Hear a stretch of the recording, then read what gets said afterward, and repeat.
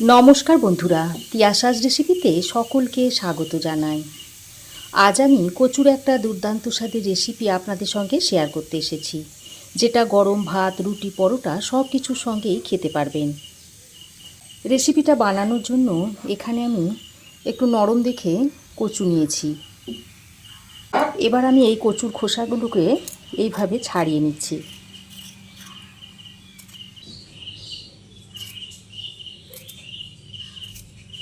দেখুন, একটা কচুর খোসা আমি ছাড়িয়ে নিয়েছি। ঠিক এইভাবে কচুর খোসাগুলোকে ছাড়িয়ে নিতে হবে।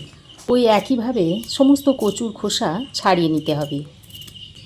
বন্ধুরা, আমার এই আজকের রেসিপি যদি আপনাদের ভালো লাগে তো একটা অবশ্যই লাইক করবেন। চ্যানেলে যারা নতুন এসেছেন চ্যানেলটাকে সাবস্ক্রাইব করে প্লিজ চ্যানেলটার পাশে থাকবেন। আর পুরনো বন্ধুদের জানাই অসংখ্য অসংখ্য ধন্যবাদ। আজ তাদের জন্যই আমি এত দূর পর্যন্তই এগিয়ে আসতে পেরেছি। দেখুন, সব কচুর খোসা আমি খুব ভালো করে ছাড়িয়ে নিয়েছি। তারপর 3-4 বার জলে ভালো করে ধুয়ে নিয়েছি। এবার আমি কচুগুলোকে কেটে নিচ্ছি। কচুর দু সাইডটা কেটে বাদ দিয়ে এবার কচুগুলোকে এইভাবে দুটো ভাগে ভাগ করে নিচ্ছি। বন্ধুরা, অনেকেই কচু খেতে পছন্দ করেন না, তবে এইভাবে একবার বানিয়ে দেবেন, দেখবেন আঙুল চেটে খাচ্ছে।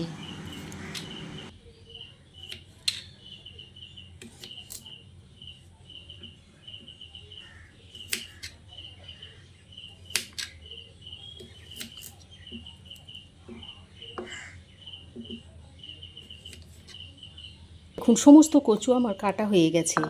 এবার একটা প্লেটের মধ্যে তুলে নিচ্ছি। তারপর এটাকে এখন এক সাইডে রেখে দিচ্ছি। এদিকে দেখুন, আমি 4টে সেদ্ধ আলু নিয়েছি।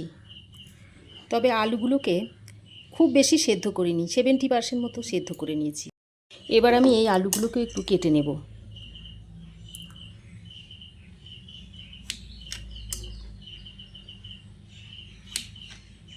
দেখুন, আলুগুলোকে আমি এইভাবে টুকরো করে নিচ্ছি।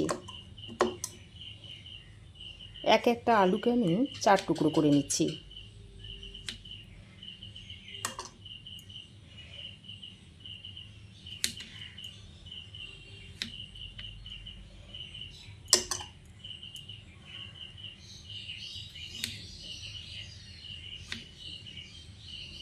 দেখুন, আলুগুলো কাটা হয়ে গেছে। এবার আলুগুলোকে বাটির মধ্যে তুলে নিচ্ছি।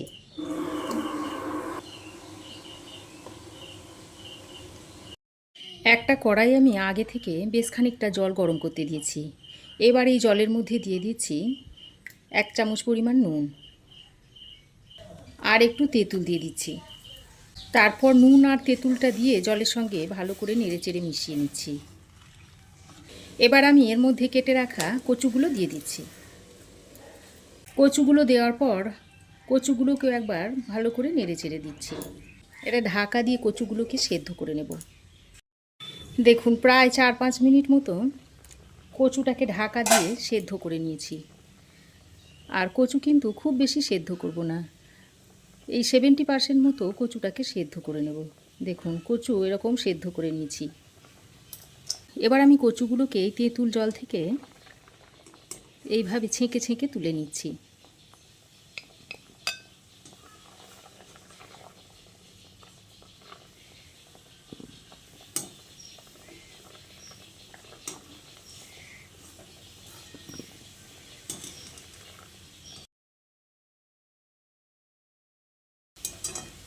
দেখুন, কচুগুলোকে আমি জল থেকে ছেঁকে তুলে নিয়েছি। দেখুন, কচুগুলোকে জল থেকে ছেঁকে আমি তুলে নিয়েছি। এবার এটাকে কিছুক্ষণ রেখে ঠান্ডা করে নেব। দেখুন, কচুগুলো ঠান্ডা হয়ে গেছে। এবার এগুলোকে ম্যারিনেট করে নেব।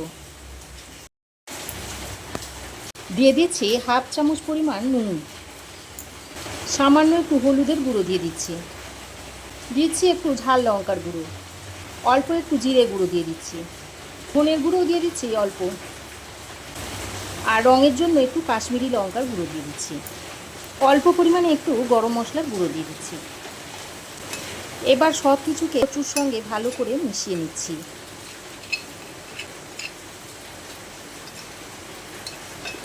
গুঁড়ো মশলাটা মেশানোর পরের মধ্যে দিয়ে দিচ্ছি এই 1 চামচ পরিমাণ কর্নফ্লাওয়ার।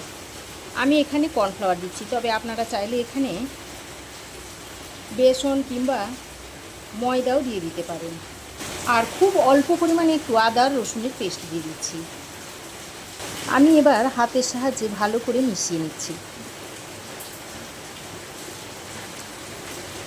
দেখুন, কর্নফ্লাওয়ারটা দেওয়ার কারণে কচুর গায়ে মশলার কোটিংটা বেশ ভালোভাবেই হয়ে যাচ্ছে।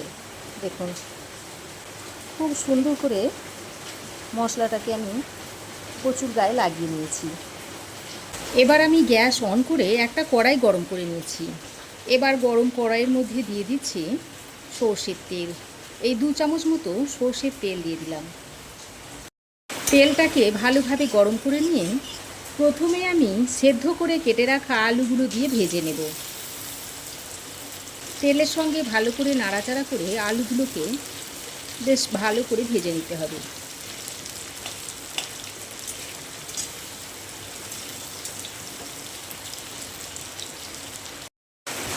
আলুটা যেহেতু আমি সেদ্ধ করে নিয়েছিলাম, তাই দেখুন আলুটা ভাজতে খুব বেশি সময় লাগছে না। তেলও কিন্তু খুব কম টানে। দেখুন, আলু আমি বেশ লালচে করে ভেজে নিয়েছি। এখন এটাকে আমি তুলে নিচ্ছি। আলুটাকে আমি এরকম একটা ছাঁকড়ার সাহায্যে তেল থেকে ছেঁকে তুলে নিচ্ছি।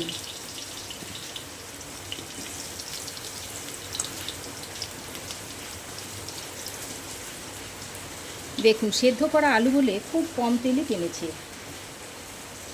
এবার আমি ওই তেলের মধ্যে ম্যারিনেট করা কচুটা দিয়ে দিচ্ছি। কচুটা দিয়েও তেলের সঙ্গে ভালো করে নেড়েচেড়ে বেশ সুন্দর করে ভেজে নিতে হবে।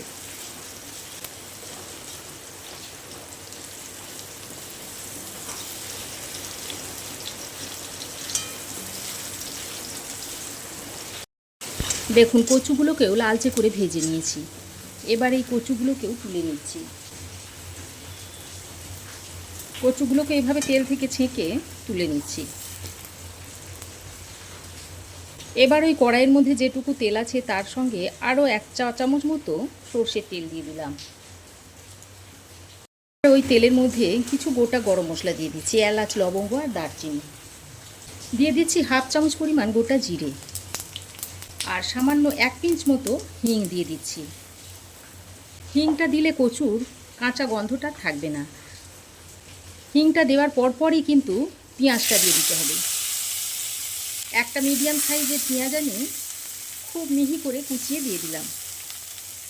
তবে রেসিপিটা যদি আপনারা নিরামিষভাবে খেতে চান তাহলে পেঁয়াজ আর রসুনটা বাদ দিয়ে দেবেন, আর বাকি সব যেমন আছে ঠিক সেভাবেই করে নেবেন।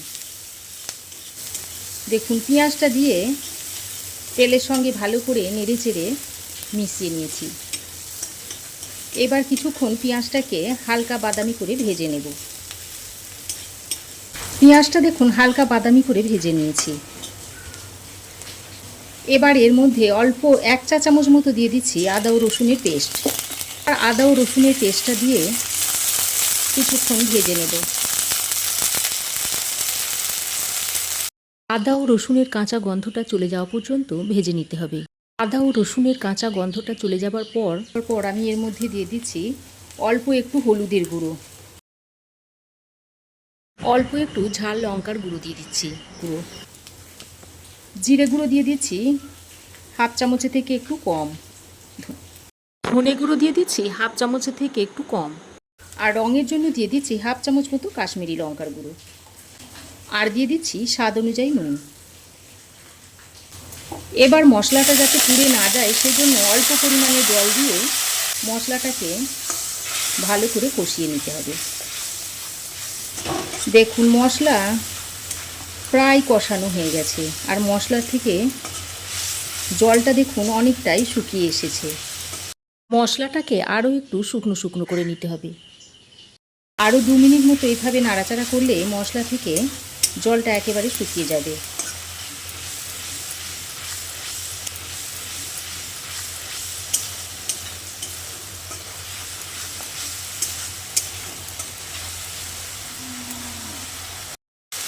দেখুন, মশলা খুব ভালো করে কষানো হয়ে গেছে, আর মশলা থেকে দেখুন তেল ভালোভাবে ছাড়তে শুরু করেছে। এবার আমি এই পর্যায়ে ভেজে রাখা কচুগুলো এর মধ্যে দিয়ে দিচ্ছি। কচুগুলোকে দিয়ে মশলার সঙ্গে বেশ খানিকক্ষণ ধরে কষিয়ে নিতে হবে। আর এইভাবে কষিয়ে কষিয়ে যত রান্নাটা করবেন, রান্নার স্বাদ কিন্তু ততটাই বাড়বে।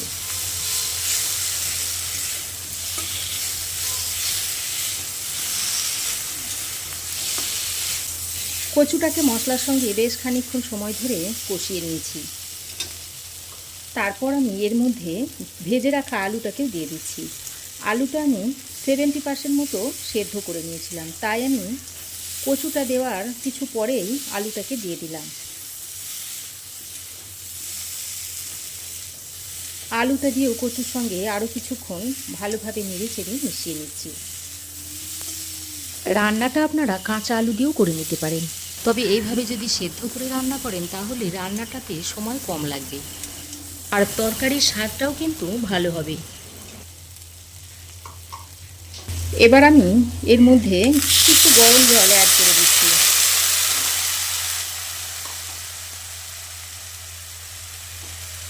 এখানে আমি 1 কাপ মতো গরম জল দিয়েছি।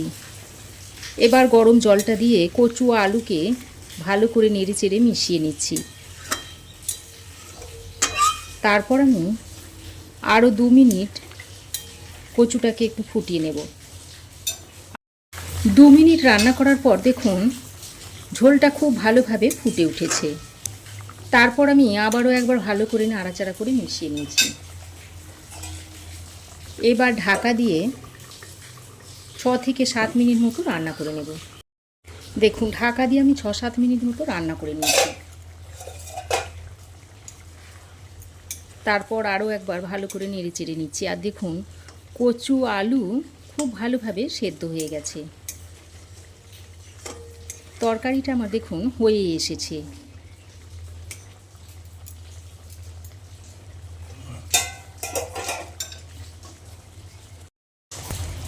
এবার আমি এর মধ্যে দিয়ে দিচ্ছি অল্প একটু চিনি, তবে যারা চিনি পছন্দ করেন না চিনিটা স্কিপ করবেন।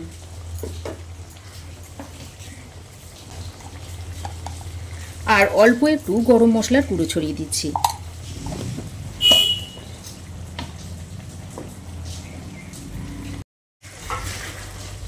চিনি আর গরম মশলাটা দিয়ে আবারও ভালো করে নেড়ে চেড়ে মিশিয়ে নিচ্ছি। তবে এখানে আপনারা নুনটা চেক করে নেবেন। দেখুন তরকারিটা এখন সার্ভ করার জন্য রেডি হয়ে গেছে।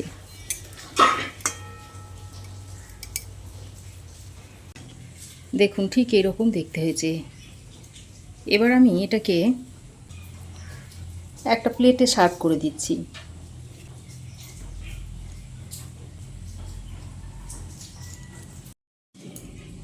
দেখুন দেখুন কত সুন্দর হয়েছে। তো বন্ধুরা, আমার এই আজকের দুর্দান্ত স্বাদের কচুর রেসিপি আপনাদের কেমন লাগলো অবশ্যই একটা কমেন্ট করে জানাবেন। ভালো লাগলে একটা লাইক ও শেয়ার করবেন। পাশে থাকা বেল আইকনটাও অবশ্যই প্রেস করবেন। আর আমার চ্যানেলে নতুন বন্ধু হয়ে থাকলে প্লিজ চ্যানেলটা সাবস্ক্রাইব করার অনুরোধ রইল। আজ এ পর্যন্তই। আবার দেখা হবে নতুন কোনো রেসিপি নিয়ে নেক্সট এপিসোডে। সে পর্যন্ত ভালো থাকবেন, সুস্থ থাকবেন। ধন্যবাদ।